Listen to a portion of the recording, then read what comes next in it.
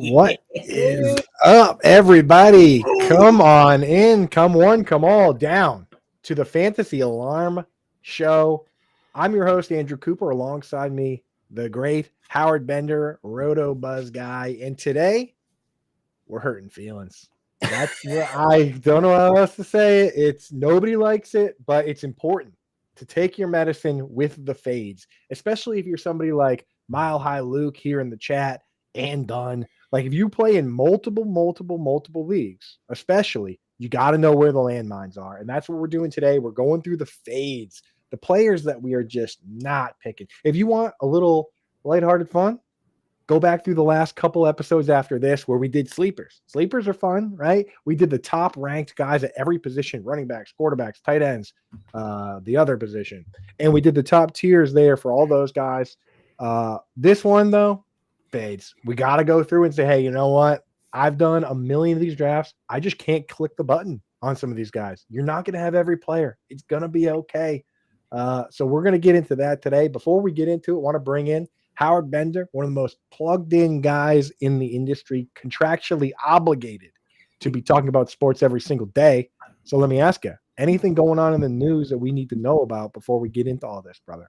Oh, I don't know. I'm just here so that I don't get fined. But I mean, if we're going to talk about what's going on in the news, I don't know. Let's see. Man. I mean, there's not a lot. There's like, the kind of usual injury news that pops in, right? Dak Prescott fully healthy, here to go. I do think that it is worth noting that Tristan Wirfs, the offensive lineman for the Tampa Bay Buccaneers, is expected to miss the start of the season now.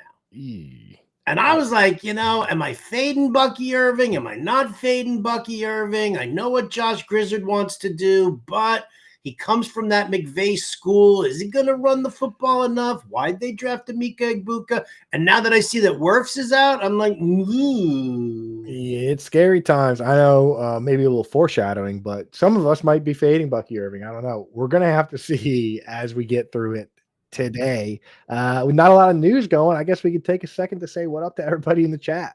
And the chat's popping today. I love to see it. Something about July, man. Once we get in, and a lot of these people, of course, were with us through the dark times, through March, through June, right? We have the oasis of the draft in May, but we know a lot of you guys are here. But hey, look at people are turning out today. People are turning out because it's July. That football's coming along. They got the likes for Laney, Jerry Nelson in the house, Fatty McFats. You know what it is? It's the Scott Fishbowl spirit, Howard. That's what it is. Yeah. How's your what division are you in? So I did something stupid, which is you should pick divisions based on things that you like and all that. But you got to be careful not to pick a division that's going to fill early with other nerds like yourself. So I picked the Springfield Isotopes division, which Simpsons reference immediately filled with Simpsons. Like it was one of the first drafts filled. Zach Reed's in there, like Paul Charchian's in there. I'm just like, what am I doing? Why am I doing this? I finally had a chance to escape the brutal drafts in Boston. I was like, oh, I love the Simpsons. I clicked the Springfield Isotopes. So it's been a bloodbath, but I just went. I mean, no one can touch me because I just went back to back. Travis Kelce, Evan Engram in a super tight end premium format. So can't touch me, baby. Can't touch me. Right. I like that. It's kind of interesting. So Springfield Isotopes, what round are you in right now? We just started the 7th round. So I just made pick like 3 of the 7th round. Okay. And so go ahead, run your team real quick. Yeah. So first round, at the pick 110, and again, I'm just going for broke. I took Christian McCaffrey. This guy could absolutely break the format with the scoring based on volume. And, of course he could get hurt, but he came back last year and he was kind of over the calf injury, suffered a knee injury. So people are like, oh, he's going to suffer the calf injury again, but he was beyond that already. And George Kittle actually went out and had the same stem cell treatment on his calf issues before, and he doesn't have an issue with that anymore. So I feel good about McCaffrey. I took him there. In the second round, I never do this, Howard, but I created rankings that I truly believe in for this format. And oftentimes I don't go directly off my own ranking because I'm going by gut feeling. I'm trying to read the room. I'm trying to build my team. My first 6 picks are all straight off my rankings because I really do like the players. So I took McCaffrey. Second round, I took Jalen Hurts. Mhm. Round, I couldn't pass on Chase Brown just because the volume. They didn't really add anything else over there. He could score 20 touchdowns on that stupid team. Then I had to choose between Jackson Smith and Jigba and Marvin Harrison Jr. I had a tough choice because I really Ooh. like both. I took JSN. Mhm. Marvin Harrison Jr. comes back to me with the next pick. Oh, see, that's nice. What pick number do you have? I picked a 10. So that was the thing is that I really the way the draft is going, I wish I was picking 3 because Zach Reed's getting all my baby. He's getting like the ADP's just falling that way though. Because like I don't have I have to take Chase Brown over Jacobs and those guys. Like, that's just how I have it ranked. So that's the way it goes. And then my last 2 picks, you know, just fell. I Kelsey Ingram, absolutely. back to back in my rankings. I have them back to back in my rankings. And once again, I took Kelsey, sweated it out. Ingram was there. I mean, we're cruising, baby. What about you? How you looking? Pick 8. In a terrible boat as far as like who I'm drafting against because I mean some of them might even be here right now in the chat room here. Skinny, right? But yeah, Skinny McKinney is in there. Scott Frankel is in there with me. My buddy Chris with his wife Rhea and Chris's sister Andy. She's also in it. My wife is in it. So it's like it's a whole group of people who not only have my rankings, but they also have your Scott Fishbowl rankings as well. And so it's been interesting. I mean, pick 8, CeeDee Lamb fell to me there. Love the volume. Why not? I too took Jalen Hurts in the second round. Felt good about that. And then on the third round reversal, so everybody after me, 9, 10, 11, went bonkers on running backs.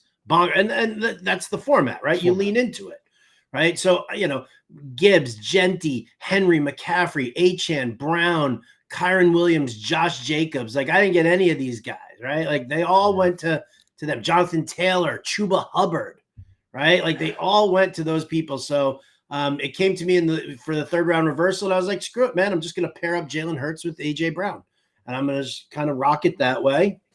Jalen Hurts is great in this format. I have him ranked as my QB2 just because the number of carries. Because every one of those stupid 1-yard tush pushes is worth a point, right? It's like it's ridiculous scoring, right? So like he is really one of the safest plays in this format and also has massive upside. Yeah, and so I paired him with A.J. Brown. We'll look to see what happens with Devonta Smith later on. I mean, his volume doesn't ring as strong as A.J. Brown's does.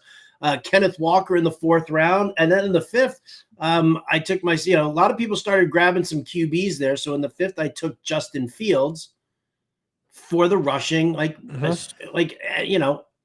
get a half point per carry. Yep. So every rush, or is it a full point per carry? Every rush. It might be a half. It might be half. But you also get points for first downs. You get points for the first downs, everything like that. So having that mobile upside QB is definitely killer. That's where I'm at right now, and I'm 2 picks away from getting to make my next selection. Yeah, so no spoilers because there's spies in the chat. Bowden asked me yesterday. We were on the air, and he asked me who I was looking at for my next pick because I was like right in front of him. I was like, no, I can't say. They're listening. Blah blah blah. We go on this whole binge talk about Terry McLaurin and his holdout, right? And we were both like, yeah, we're fine. We're good with him. We're good with him. Boom.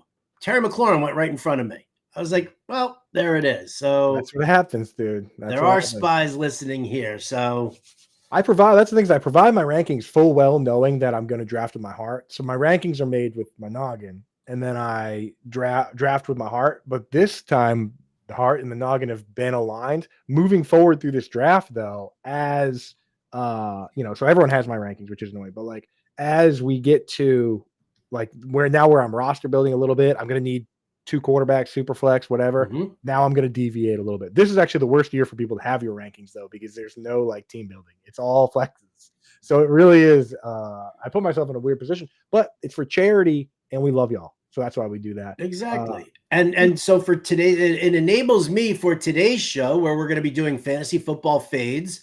It enables me to actually put players in here today who I'm actually really secretly on, but I'm going to tell y'all that I'm fading them. I'm going to like throw a whole Scott Fishbowl draft group off with Smart. No, I'm not. I'm just kidding. These are going to be players that we're fading.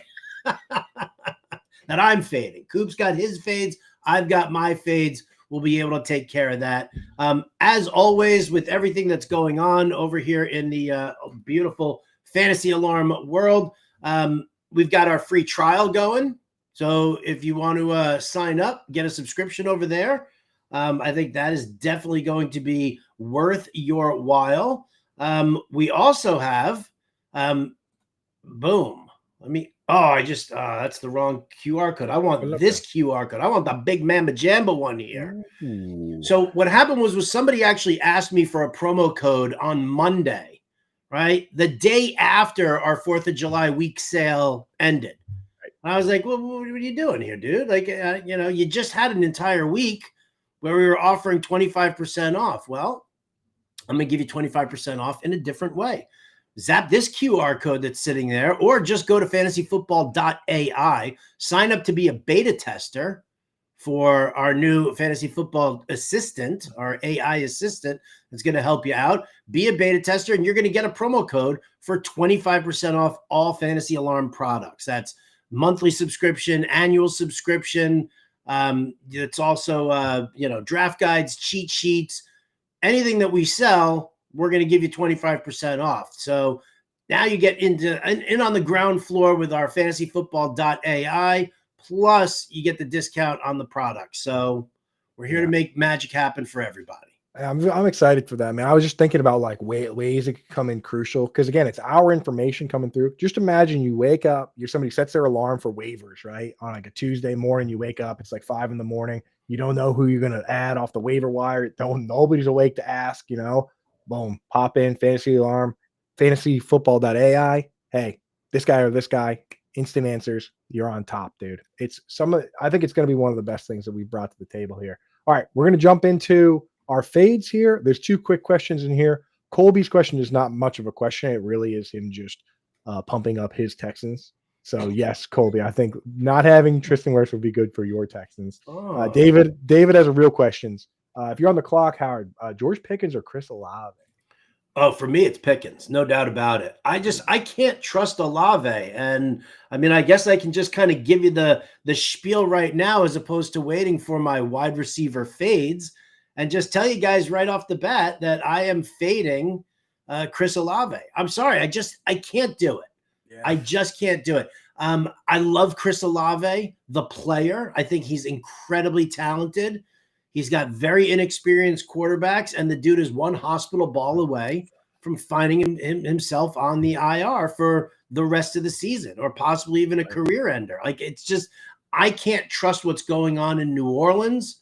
And so therefore I'm going to pass on him, and I'm going to take George Pickens, who, listen, you've got CeeDee Lamb, who's the number one guy there, but Pickens is going to be that guy going up for the contested catches, the 50-50 balls downfield, the longer touchdowns down the sideline. I'd rather just go with that, because also Dallas has no run game. So they're going to be throwing the ball a ton. Exactly. Like, if you could even just tell me like that we had a healthy Derek Carr with Chris Olave, then you could make the argument. But without, which Tyler Shuck, they're hoping that he can develop into the guy, right? Like, and if he doesn't turn out to get the starting job, and it's Spencer Rattler or Jake Haener, we watched that last year and it was a train wreck. So I'm with you. I don't mind taking Olave, but the problem is, in that range, there are just so many decisions that you have to make, and there's just too many guys that I'm willing to take over him. Like, the moment you put like Calvin Ridley and George Pickens and Chris Godwin ahead of Olave, you're just never going to get Olave. So, and I'm fine with that. Why don't we just keep going with wide receivers here? I've got kind of a spicy one that goes along with what you're saying there. This isn't a full fade by any means. Truly is not, because you can never fully fade Justin Jefferson. No, but I wanted to illustrate something to you that happens in your fantasy football drafts, especially in the first rounds. And this is something that we did 2 years ago and worked really well for us. But when you are doing your first round of your draft and you're splitting hairs, you can either go by ADP and just take who's available to you, or if you take guys that are going a little bit later, slightly later, and move them 1 or 2 spots ahead, you are effectively fading certain players. So for me, I have Jamar Chase ranked 1. I'm going to take him 1 overall if I have that pick. I actually have CeeDee Lamb ranked as my second wide receiver. That doesn't mean I'm going to take CeeDee Lamb at 2. I could take Bijan Robinson, Jahmyr Gibbs, Saquon Barkley. But the fact that I rank CeeDee Lamb ahead of Justin Jefferson, I only actually get Justin Jefferson in a meaningful league if someone else also has CeeDee Lamb ranked above Jefferson and they actually make that pick.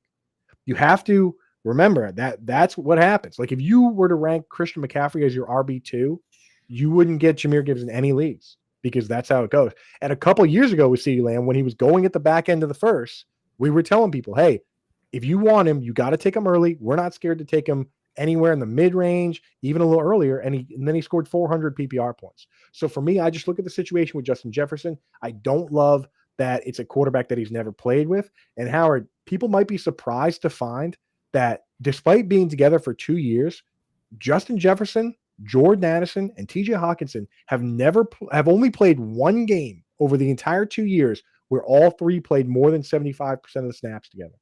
Jordan Addison started as a part-time player. It was KJ Osborne.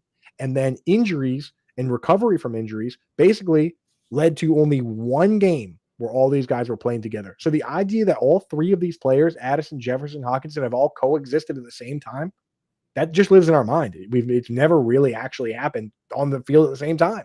So we're going to find out if they can all live together. We're going to find out if JJ McCarthy can be the guy that supports them all, or I could just take CeeDee Lamb, who's playing with Dak Prescott again, and conditions aren't materially different from the time he had in the 3rd best wide receiver season all time. So just that little part of my rankings means I'm not getting Jefferson that often. Not that I wouldn't love to have Jefferson. It's just part of the game. So that's a hot one for you folks. Yeah, I'm bullish on Jefferson, in the fact of who he is as a player. But I'm kind of in that same boat as you. Like I would take Bijan or Saquon or Chase ahead of him. I've taken Lamb ahead of him. I've taken Ashton Genty just for, funsies there to right. Take him ahead of Justin Jefferson. But he's still one of my top guys, among there. But to your point here, as far as like Jefferson goes, and who he's played with and the new stuff. It's kind of why I'm also into fading DK Metcalf. Not just like you, not a complete fade, but enough of a fade that I have concerns over whether or not he is actually going to be able to coexist with Aaron Rodgers. I know that they're doing some secret workouts and Rodgers has like 6 Pittsburgh pass catchers out there, somewhere in Malibu with him. And he's working that through. But the bottom line is that Metcalf he hasn't played with Aaron Rodgers at all. Aaron Rodgers can be incredibly difficult. And, here's the thing. Metcalf is a very physical receiver, and a lot of cornerbacks like to try to jack him up. He sees a lot of press man coverage. And the problem is that Rodgers throws to a spot on the field. He doesn't throw to the receiver himself. He tries to lead the receiver. He's expecting DK Metcalf to be here at this certain point. He also expects DK Metcalf to read the coverage exactly as he does. I think there's going to be some significant growing pains, and I think you've got very big egos over here. Not to mention the fact that Rodgers is going to be at odds with his offensive coordinator the entire time as to what they actually want to do. So, Metcalf's ADP somewhere in like the low to mid 50s. There's a lot of guys who I really like around him that just have, kind of a better situation. I would look at, Mike Evans, Cortland Sutton, even DJ Moore. Right. Yeah. And these are guys who I might invest in here. And when you go back and look at Arthur Smith's offense with the Falcons, he rotated guys a ton. He had Drake London, but Drake London still only played 81% of the snaps on average, right? He played 76 on the total season, missed 1 game, but his average was 81. A lot of these guys out here are playing 95%, 99% of the snaps in these games. Like his rotational weird offense is just not conducive, man. And I will say this, the Steelers are one of the teams that I have as one of the top potential landing spots for Amari Cooper or Keenan Allen. Like it could still come along, and then you're siphoning targets from a spot where it matters. right? And my next guy here is the other top landing spot that I have for those guys. Again, if they don't do anything else, they don't add Amari or Keenan or anybody that matters, and maybe I'll come around on Garrett Wilson. I know that as it stands right now, he's in line to be like the only guy that's any good. We like Breece Hall. Breece Hall could get 90, 100 targets. Alan Lazard and Josh Reynolds, who cares really? And Mason Taylor's a guy we like. So it could be there. I just get so scared that Vegas and the sports books, they got every quarterback set at a minimum over under 3,000. Bryce Young, Cam Ward, all these guys are set at 3,000, right? Passing yards. And they have Justin Fields set at like 2,500. I'm just worried that the volume is really not going to be there. I'm hoping we don't end up seeing Tyrod Taylor. I just in that range, I just feel like I'm sitting there and I'm like, do I want to roll the dice on this situation, or do I want to just take somebody that I fully trust? On the flip side, I mean, he could just get every single target, and then it's not so bad. But I do worry right now about Garrett Wilson. In the spirit of the old Saturday Night Live point and counterpoint, Coop, you ignorant slut. How dare you besmirch the name of Garrett Wilson? I'm probably drinking some Jets Kool-Aid here. I like the fresh start for Justin Fields. I like the fact that Tanner Engstrand, their new offensive coordinator, understands the fact that he's got a very different quarterback from what they were working with in Detroit, right? You don't have Jared Goff. You don't have a flat-footed pocket passer. You've got a guy who's got some mobility. You've got a guy where you can start running, a lot more RPO work than the Jets have been able to run in the last several years. I do think I agree. Justin Fields is not a great passer. He's not a great passer. He definitely needs to kind of fix that a little bit. But he and Garrett Wilson have some familiarity. And you want to talk about target consolidation. Where are we going with the football? We're not going to Josh Reynolds. We're not going to Arian Smith. We're not going to Malachi Corley. Like Mason Taylor is the tight end, and Garrett Wilson is the number one. So I'm gonna roll the dice on Garrett Wilson. I understand your reasons for fading. I think you're terrible. You're a horrible person for saying it in front of me, but that's okay.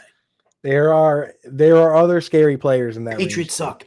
There are other scary players in that range too, so I'll give you that.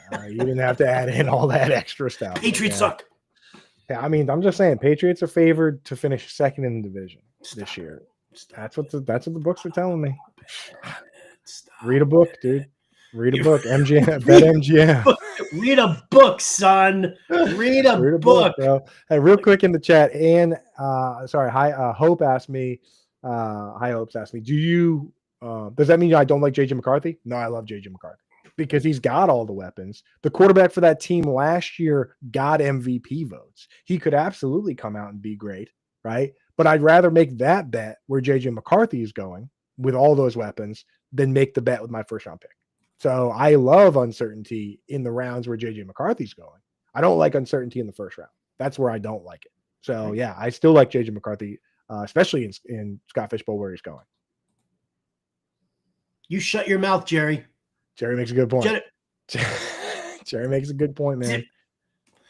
All right. So DK Metcalf, Chris Olave for me. I'll just throw it down. I'll throw down Jalen Waddle. Sorry, High Hopes. You want to put some earmuffs on? I know that you're a lovely, lovely Miami Dolphins fan, but I can't buy into the Jalen Waddle situation. I'm not loving any of the Dolphins, really. I'll take a shot on Tyreek Hill if he falls to me in a decent spot just because he's Tyreek Hill. Jalen Waddle has never been the receiver everybody has wanted him to be. How about that?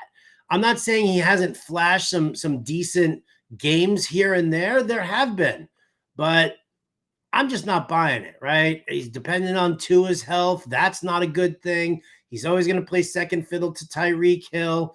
Now maybe, I don't know, maybe Darren Waller's going to be spitting bars and catching more passes than him. Either way, I don't like Jalen Waddle. I don't like the player himself. I think that he was overrated because of the college program in which he played. And I think he also is a little on the soft side as far as injuries go. So Jalen Waddle, I'm out on probably all things Miami. How about that? Yeah, I still like Waddle, man. I still like Waddle, but I don't love him. And I think he would be best fit as like a slot flanker, Chris Godwin role. But this offense doesn't allow for that. Like you were talking about with Jackson Smith and Jigba, it puts him on an island because there's only 2 wide receivers. There's really not a lot of like 3 wide receiver sets with a guy in the slot. I think he is kind of getting hurt by the setup of this offense. So, yes, yeah, and Waddle. even with Jonnu gone.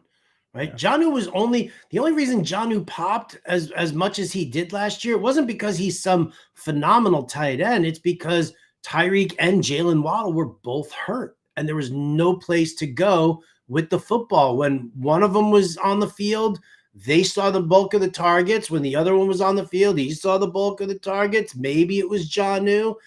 There's just I just don't see enough to go around here. For this situation. Again, I'm just down on Miami. Yeah. And Dunn does make High Hopes makes a good point that best TD celebration. So Hope, that is a good point. He's got that little waddle move, the penguin move. Gotta give him credit on that. He doesn't get to do it often enough. That's the problem. Right there you go. Right, we don't get to see the waddle enough for that. Yeah. So there's a few guys we're fading that we had mentioned before. A guy like Xavier Worthy. I already have a video up. If you just go into after the show, go into the shorts and kind of scroll through those if you haven't yet. We put shorts out, just quick 1 minute, 2 minute hitters on these guys. And I have one on Xavier Worthy up that you should check out. Jerry Nelson mentioned in the chat. Do you guys like McMillan? Ted McMillan, I like. I like the idea of just being the pure number one. They obviously went out and got him for a reason. So I don't mind him. One guy I'm not drafting like any of is Jalen McMillan. Also, Emeka Egbuka. Like for me, Mike Evans is the guy. Chris Godwin is still going to be in his role. They say he's going to be healthy and back. He had the ankle injury fairly early. They gave him a bunch of money after he had the ankle injury, a big extension. Like, I think Emeka Egbuka is great in Dynasty. I love him in Dynasty. He is the future over there. He will be the new Godwin when that time comes. But Chris Godwin himself had to wait 2 years to be the guy. I do not see the appeal of drafting McMillan or Egbuka from the Bucs. So I'm fading both those guys. And now we'll wrap it up for wide receivers. So DK Metcalf, Jalen Waddle, Chris Olave, Justin Jefferson, with a caveat, of course, that we'll obviously still take him at the right 80, if he's there, but just that first round's tough. Garrett Wilson, Xavier Worthy, Jalen McMillan, Emeka Egbuka. Let's jump over and do some running backs, Bender. What do you got for us? What about McMillan wife? Fatty McFats, you're showing your age. That's all I'm going to say. I don't even know if Coop gets that reference, but I get it. McMillan and Wife was like an old TV show. Okay, great. Yeah. I'm fading that, Fatty. I guess my answer would be not available. That's not available. Incomplete. Howard, are you fading McMillan Wife or you buying? I don't remember the show well enough to know how attractive she was and whether or not I'd be fading her or not. Sounds like I'm married. Sorry, I'm fading all women. I'd fade all women except for my wife. That's right. Okay. Running back. Give us one. Running backs we're doing? All right. Well, you know what? I'll drop in the Devon Achane bomb right there. I told you I'm off of Miami. So I'm just gonna throw Achane out. Like, I don't understand why this guy is going where he's going. He doesn't run between the tackles very often. He's very pass catching dependent. What's his face? Mike McDaniel, he likes to rotate in his backs. So you're never really getting the full share of work from Devon Achane. It's pass catching dependent. And if he's not catching a bunch of passes, doesn't get out in space, really, how much is, how explosive is he? I haven't seen him as explosive as he was since his rookie season. His rookie season, he was like, he'd like bust out that 60 some odd yard. They're on to him right now. And, I think that, we forget that Raheem Mostert had a very strong share of the workload, including all the short yardage stuff, which enabled him to get those 18 touchdowns that season. That you've got Jalen Wright, who is a better between the tackles guy than Devon Achane, and he's going to see that big role. So if you're telling me that I got to use a second round draft pick on Devon Achane, no, I will defer to the 4th and 5th rounds and get me Kenneth Walker and Chuba Hubbard instead. Yeah, I do. I do take Achane sometimes in full PPR just because he ran, 168 routes from a wide receiver spot, got 87 targets. That's the one. That's the format there where I'm interested in half PPR. Definitely not in standard. I don't see the appeal. Like the Derrick Henry versus Devon Achane debate in standard shouldn't even exist. Like even in half PPR, it should be Henry over Achane. And once you go with Henry or Taylor over Achane, you're not getting him in a lot of leagues. So I'm with you on that. Full PPR though, I could be sold because he really does get a ton of targets. He's basically their wide receiver 3.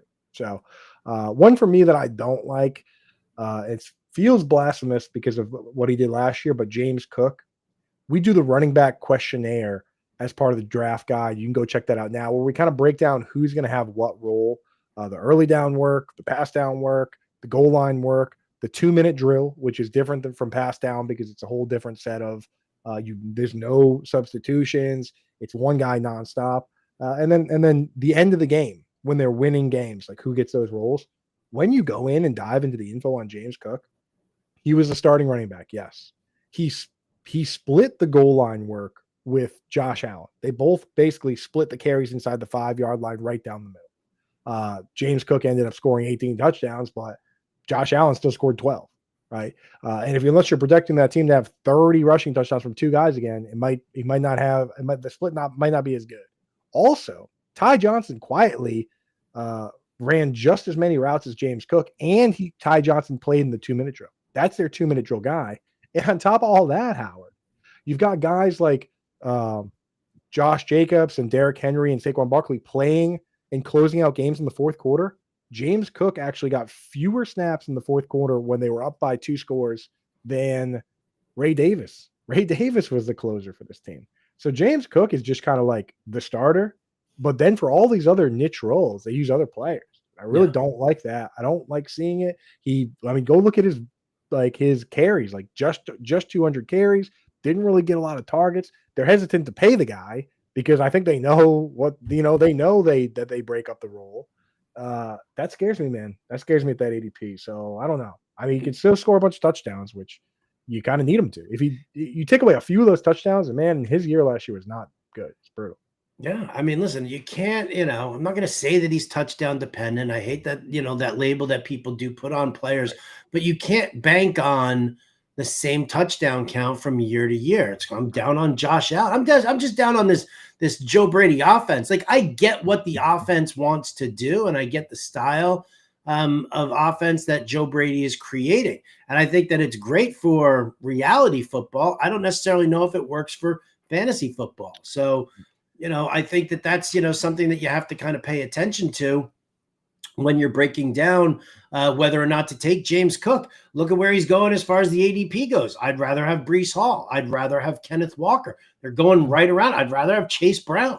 Yeah. I'd rather have these guys who have these definitive roles, and they're, and they're getting enough carries to actually be productive on the ground and pick up the yardage, as well as not just saying, well, I'm going to bank on 12 touchdowns again. Right. For every guy that came out and scored 20 touchdowns and then did it again like Priest Holmes used to, you've got LeGarrette Blount and Jamal Williams and Raheem Mostert, where it's like it just the cards just kind of fell that way one year, and the next year they fell a different way. So it worries me, man. What else you got, Banner? Running back wise, well, I've talked about Alvin Kamara. I know that you and I are on kind of opposite sides. There are videos posted all over the place. Coop saying yay, me saying I'd be careful. And listen, I'm fine. I'm not saying that Alvin Kamara is going to be terrible this year. What I'm saying is that you have to be concerned that he's not going to see the pass catching volume that he has seen in the past. That's not the system that Kellen Moore runs. And I've talked about it, I believe, here. So you probably, everybody out there has probably heard me rant on this in some way or another. In Dallas, everybody complained that Tony Pollard didn't get involved in the passing game. After a career year, Austin Eckler, guess what? You put that back in the bottle because Kellen Moore doesn't throw to his running backs. He wants his quarterback looking downfield. And Saquon Barkley, while yes, an absolute beast of a runner and somebody who was definitely going for a rushing record, his lack of targets wasn't because he was going after a rushing record. It was just the style of offense that Kellen Moore runs. Barkley saw 53 targets. That was the lowest in his career, except for the season where he only played 2 games. So Alvin Kamara, who has made his bones as a pass-catching running back, doesn't necessarily get the same number of targets in this scheme than before. Now, you can say, well, he's the only weapon that they've got. That's fine.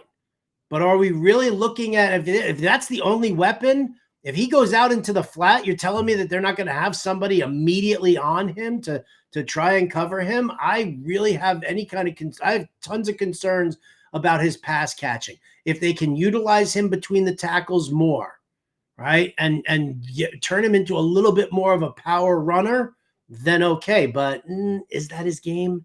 This guy has always found a way. One of only 4 guys to have 100 yards from scrimmage per game in his career. Kellen Moore already came out and said he's a premier back in this league. We're going to be handing the ball. We're going to be throwing the ball. I'm not too worried about Kellen Moore figuring out how to get the ball to their best player. So I do get the concern scheme wise. By one way or the other, this guy is going to get the rock, in my opinion. So maybe we get more rushing from this guy. That would be great. I'm sure they're going to throw him the ball enough. And again, 53 targets for Saquon Barkley in a year where they were trying to hand him the ball as much as possible because receiving yards don't count towards a 2,000-yard rushing record. I mean, he probably would have got more targets than that. You know what? I don't necessarily need Kamara to be on pace for 112 targets like he was last year. If he gets 60, 70 targets, then he's worth his ADP. So again, for sure he would be 60 targets. 60 targets would be top 5 in the league. We've got a wager coming, I think. And I already know what I want in return. We're going to get pictures of Laney in a onesie that just says Howard is my tight end whisperer. Yeah. Well, we'll see. I'll have that made custom for her. You don't think if Kamara gets 60 targets, he could be worth his what's his ADP, like 5th round? No, he's going in like the 4th round of ADP these days. So you don't think if he gets 44.67 is his composite ADP. The highest he's going is 35.31. The lowest he's going is 48.84. Yeah, so 4th, 5th round, definitely worth it. Easily worth his 4th round ADP. He's going to be an RB1 again. He always is. I'm going to have you send Laney's size to Hope, because I know that High Hopes loves to make that clothing. Well, there you go. Howard is my tight end. Whatever the closing line guy. Whatever the closing line ADP is, I'm betting the over, and you can take the under. I don't think it's going to be a problem for this guy. He's a superstar. Who else are you fading then? I'm fading. Let's go with one that, again, this one is scheme related, like you mentioned. I really do like Marion Hampton in Dynasty. I think this guy's going to be great. The hit rate for guys drafted in his range with his college production is good. Essentially, the hit rate being that at some point he'll have a top 12 or top 24 season. Guys with his ADP range and his ability, like have a 91% chance per Dwayne McFarland of like ever having a top 12 season, top 24 season, and like 80% top 12. I just am a little worried that it's not going to be this year. There's 2 things, of course, one of them obviously being Najee Harris, who Marion Hampton is a big dog. He managed to land on one of the few teams where there's an even bigger dog in the doghouse. Najee Harris outweighs Hampton. He's a veteran. He's probably going to be their bruiser and goal line guy. And the other problem is that Greg Roman, talk about not wanting to throw to the running back, going back through his entire career, he has not wanted to throw to the back. He was forced to throw to LaShawn McCoy because LaShawn McCoy, like Alvin Kamara, you have to throw it to him. But beyond that, like he didn't throw to Frank. Go look at Frank Gore's career. There's 4 years where Greg Roman was the offensive coordinator. This guy went from catching like 50 balls a game to averaging like 50 balls a season to averaging like 20 targets a season. Frank Gore in those 4 years was the only time he didn't catch a lot of balls. And then he went to the Colts at the end of his career right after that and went back up to getting like 50, 60 targets. Like I worry that if you're the smaller back on a team that doesn't like throwing to the running back, what truly is the upside unless Najee Harris gets hurt? So I'm just not really drafting Hampton where he goes. Goes a little too early for me. Yeah, he goes early for me as well.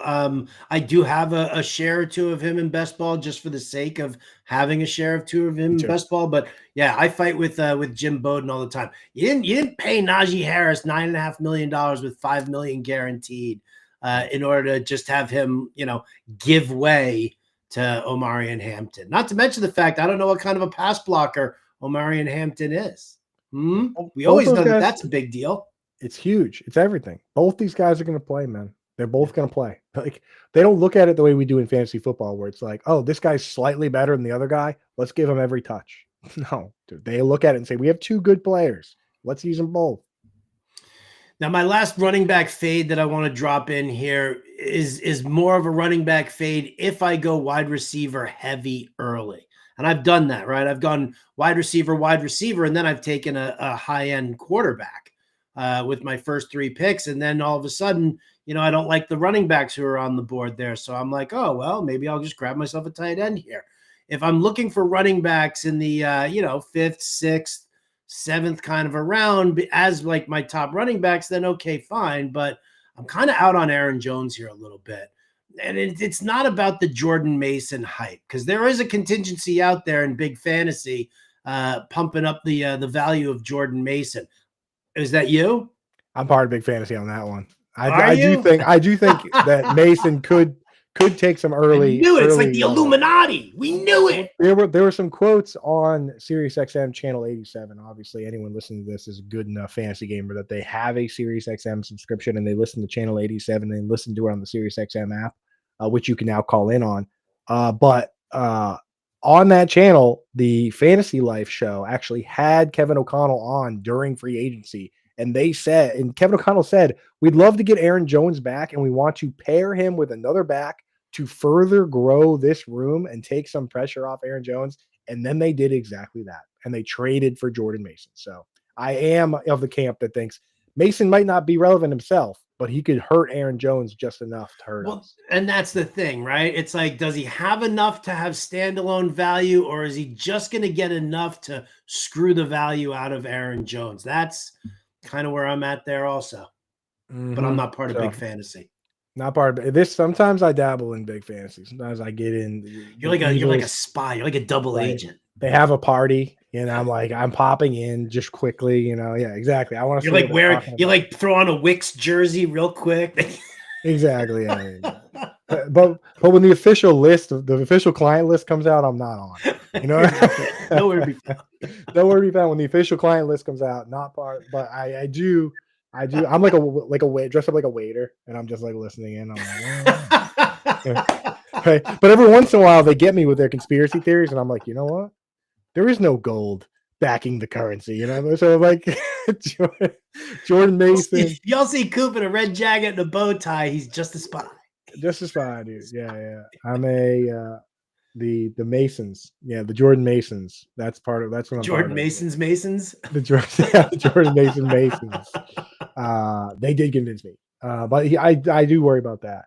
All right, we got some time to make up here. Real quick, I'll say my last one, we alluded to it early on the show, Bucky Irving. I worry about the offensive line with Wirfs being banged up. I worry about Liam Cohen being gone. I worry about the fact that Rachaad White, even though we don't love him, was banged up for a good portion of last year. I think Bucky Irving is a very solid player. I just, in that range, again, it's all about ADP for me. I just can't take him over a guy like Chase Brown, where they kind of really committed to the situation and they like to run more. I mean, like they're willing to go to him in the red area. With this offense, as Howard pointed out, they're loading up on weapons. I think it's going to be a lot of huck and chuck it football over there. So I'm not drafting a ton of Bucky. I like having him in Dynasty because he was like free. I have a ton of him in Dynasty because he would cost me nothing. But now that he costs me a lot with like a second round pick, I just get a little squirrely in that range. I can understand that. What about quarterbacks? Quarterbacks? All right, I can actually go quick and simple with mine because we do have to make up a little bit of time. Number one, it's Tua, right? No surprise there. I'm out on all things Miami. I'm out on Josh Allen at his ADP. He is not my number one quarterback. You're going to get an article in the draft guide talking about my fades, and I give you my reasons why I'm fading Josh Allen here. I can't bank on 14 rushing touchdowns again. I just can't do it. And not with James Cook taking touchdowns. Ty Johnson is in there, down near the goal line. A lot of short passing is what we're going to, what we're seeing here as well. I look at Josh Allen, and he is like 4.6 yards per carry, right? I mean, this dude, he had a bunch of rushing attempts, but he only rushed for like 600 some odd yards. If you take away the touchdowns, there's not a huge disparity between Bo Nix and Josh Allen, for example. True. There's not a big disparity at all between them outside of those rushing touchdowns. I don't think you can bank on those again for Josh Allen. He's not my number one quarterback. I won't take him there at his ADP. So no Tua, no Josh Allen. And then you know what? Just in case Colby Conway's listening in here, screw you, CJ Stroud. I'm not into that either. I liked, dude. The thing is, looking back, what if Bobby Slowick was right? What if Bobby Slowick's offense with the fullback and the one that they run with the 49ers, where CJ Stroud looks so good, putting guys in motion all over the place, like he looked so good that year. And then the next year they turned to Bobby and said, "Well, that was really good. Why don't you do something totally different? And we're gonna get rid of the fullback, and you're gonna force you to use 3 wide receivers, which you've never done." And it all fell apart, right? And now they're going to keep doing that, except for the 3 wide receivers. Instead of being Tank Dell and Stephon Diggs and Nico Collins, it's going to be Nico Collins and 2 rookies and a guy the Jaguars were going to cut. So, like, in Christian Kirk. So, not great, Bob. And to your Josh Allen point, he became the 3rd ever QB to run over 100 times with Michael Vick and Cam Newton, and he did it with 102 carries. Just barely joined that club. He's mentioned so many times. You can Google it. Going back to 2023, he said, "I need to run less. I know I need to run less as I get older. I'm using my youth up now. I need to run less." He says it all the time for a reason, because he knows it. So just be real careful with that.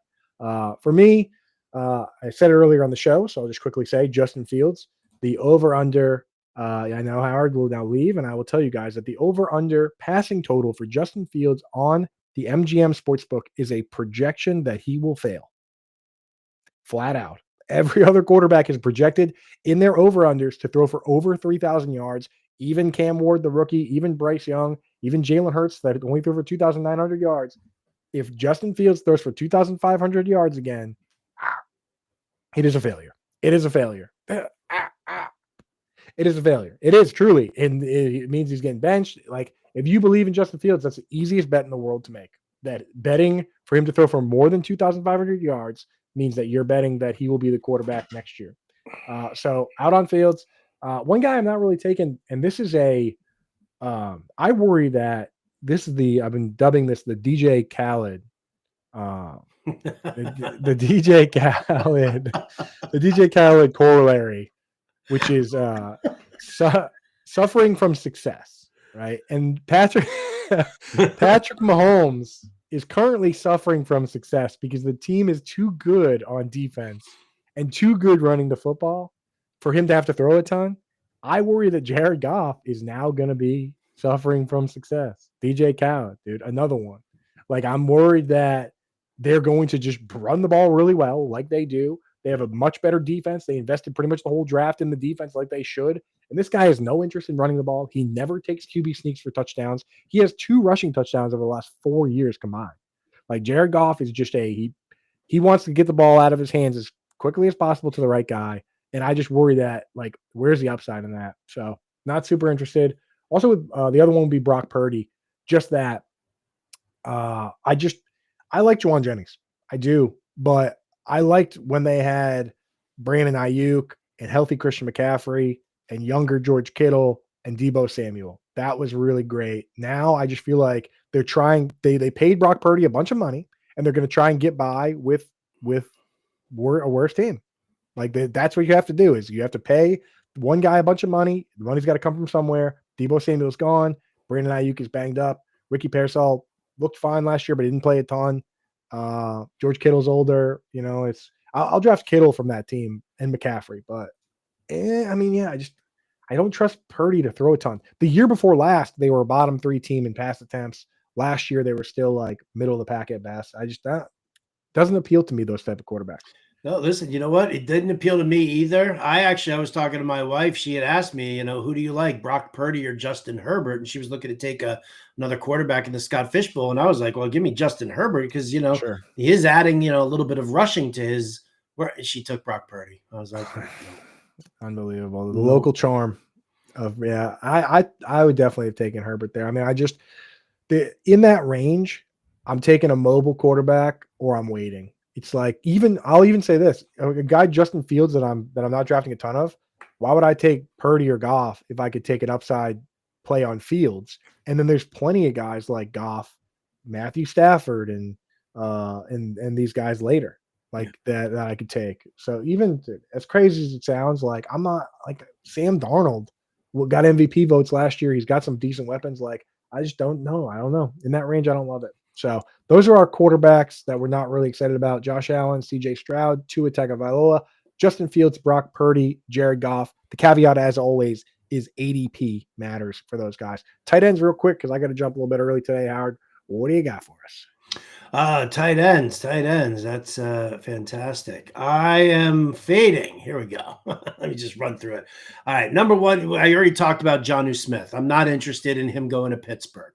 I don't care if Arthur Smith likes him. Freiermuth is there along with Darnell Washington. You're probably going to end up with like 6 more tight ends by the end of training camp as well. He's just not going to see the work that he saw in Miami. It's just not going to happen there. Sweet, tiny baby little Cade Otton on my fade list. I just, when you draft a Buka and you've got McMillan and Godwin and Evans, it's just really like, how far down the target leaderboard do you need to be on your team for, me to kind of pay attention? Even in the tight end premium, he doesn't Howard, pop well. He's only 4 injuries away, though. He is only 4 injuries away. You are 100% correct. Only 4 injuries away from being somebody special. Yeah. And then the big one here at ADP, I'm fading Brock Bowers. Agreed. I'm going to do it. Listen, very talented, should see significant target share as well. But you're looking at, it's a different offense. It's a different quarterback. The price tag is insanely high. We talked about this with Sam Laporta last year. Like, it just didn't work for me. And is Geno Smith going to be locked into Brock Bowers, or is he going to be looking at, a couple of these rookie wideouts that he's got? Is he going to be looking for Jacoby Myers? So I think that Bowers is an incredible talent, and I'd be happy to get him if he fell. Like, I know Trey McBride is worth it in the 3rd round because he's the number 2 target on that team. He'll be behind Marvin Harrison Jr. Brock Bowers probably should be that case as well, but not in the 2nd round, dude. It's too high. I'm honestly not even taking McBride until the 4th. I just, historically speaking, the best tight end season ever was 330 fantasy points, and it was Rob Gronkowski scored 18 touchdowns. Guys like CeeDee Lamb and Jamar Chase, these guys are scoring 400 points. I understand positional scarcity, but if you draft these guys, you still need to go out and get other stars too to score more points than the guys you're playing against. Like, positional scarcity is great, but Bowers and McBride were only scoring 5 more points per game than the tight end 10. Jamar Chase was scoring 15 more points per game, 10 more points per game than the guys going in the wide receiver 3 range. So I think positional scarcity is overblown a bit. I hope Bowers comes down a little bit because I'd like to get a little bit of him in like the 3rd round if possible. But as of now, in underdog, I checked it again today. Our exposure is still 0. Like, I'm not going to take a tight end in the 2nd round unless I think the guy's going to have 1,500 yards. He could, but like with Travis Kelce back in the day, we could pencil him in for that. I don't know if we could pencil that in. He got 150 targets last year and didn't have it. Trey McBride got 150 targets last year and did not get 1,500 yards. Takes a very special season to do that.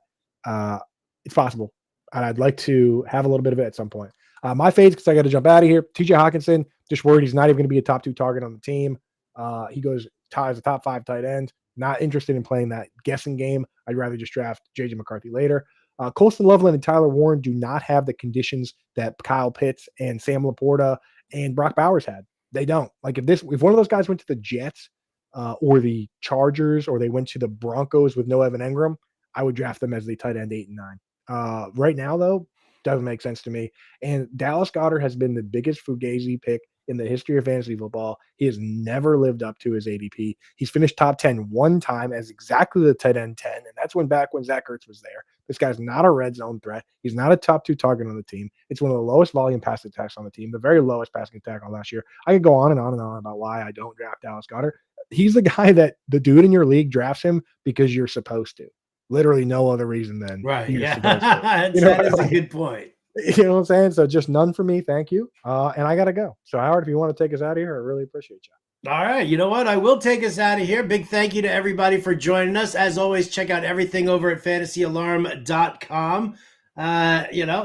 He really did jump. Look at that. I will remind everybody, up here in the corner, you've got this way. That's our 7-day free trial, fantasyalarm.com. And what you do is you sign up for the monthly, you sign up for the annual subscription. We'll give you 7 days free to just kind of check it out, scope everything out, go look at the draft guide, go look at the rankings, see everything that we've got over there. Everything develops over time, but it's a good way to kind of take it for a spin and check it out. And then of course, this QR code right down here below me, fantasyfootball.ai. If you sign up to be a beta tester, we'll give you a promo code that takes 25% off all Fantasy Alarm products. And that is the future, baby. Fantasy Alarm has created its own AI fantasy football assistant. Just imagine that. Imagine being able to hear from me and Coop and Impemba and Grande and the rest of the Fantasy Alarm family in real time in your drafts, in real time at 3 a.m.